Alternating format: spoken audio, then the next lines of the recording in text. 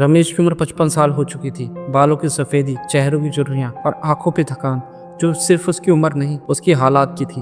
वह एक दिहाड़ी मजदूर था, कभी काम मिलता कभी नहीं। घर में पत्नी बीमार रहती थी, 2 वक्त की रोटी जुटाना मुश्किल हो जाता।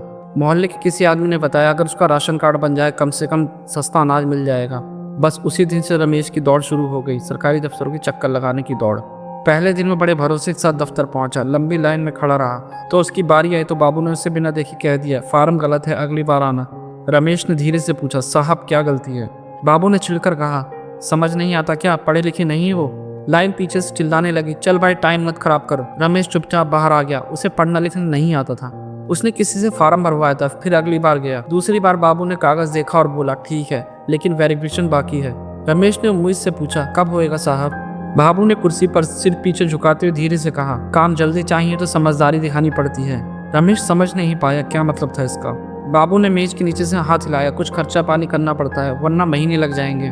रमेश के पास उस दिन सिर्फ जेब में 40 रुपए थे जो उसने घर लौटते वक्त दवा लेने के लिए रखे थे। उसने सिर झुका लिया और बोला, साहब मेरे पास पैसे नहीं है। बाबू हंस पड़ा, तो फिर भूखे रहो, सरकार तुम्हें यूं ही नहीं खिलाएगी। रमेश उस दिन घर लौटा तो पत्नी ने पूछा, काम हुआ? वह चुप रहा, उसकी आंखों में आंसू थे लेकिन उसने सिर घुमा लिया ताकि पत्नी ना देख सके। दिन बीतते गए, रमेश हर हफ्ते दफ्तर जाता। कभी कोई नया कागज मांग लिया जाता, कभी कोई पुराना कागज गुम बता दिया जाता। एक दिन तो वो धक्के मार के बाहर निकाल दिया गया, बिना अपॉइंटमेंट के मत आना। एक बार वो सुबह 6 बजे लाइन में लग गया ताकि उसका नंबर जल्दी आ जाए। भूखा प्यासा दोपहर तक खड़ा रहा। जब उसकी बारी आई तो बाबू ने फाइल देखी और कहा, अभी सिस्टम बंद है, कल आना। रमेश की आंखों के सामने अंधेरा सा छा गया। उसने वही कुर्सी पकड़ ली। किसी ने पानी नहीं दिया, किसी ने ये नहीं पूछा कि ठीक हो या नहीं। धीरे धीरे उसकी आवाज बदल गई। पहले वो साहब कहता था, अब सिर्फ जी कह पाता। पहले उसकी आंखों में उम्मीद थी, अब सिर्फ डर, कहीं उसे फिर से न लौटा दिया जाए।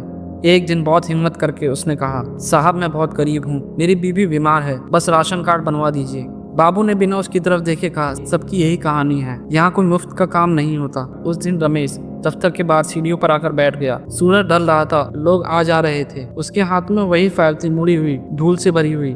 उसने धीरे से कहा, शायद गरीब होना सबसे बड़ी सजा है कि इंसान होने का हक भी छीन लिया जाता है। और वह उठकर फिर घर चला गया, कल फिर आने के लिए।